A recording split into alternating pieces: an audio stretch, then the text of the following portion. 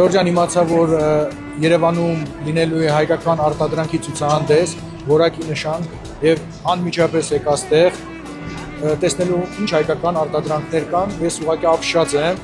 Օրինակ մեկը շատ հետաքրքրեց, հիմա ծանոթանանք հիմնադիր տնօրենի հետ։ Ստեփան Աբրամյանն եմ, Ստեփ ֆիրմայի հիմնադիր տնօրեն եմ։ Շուկայում մենք արդեն կան 4 տարուց ավել, աշխատում ենք հորեկա ոլորտի հետ, ռեստորանների, սրճարանների, հյուրանոցների, կաֆեների։ Ինչ պրոդուկտներ են կներեք։ Սիրոպներ են, խտանյութեր են, բնական մրգերից պատրաստված։ Մեր խտանյութերը, պյուրեները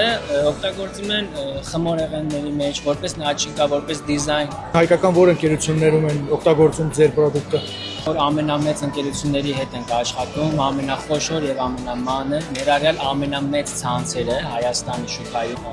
Սա MTN է։ Իրոք լավ։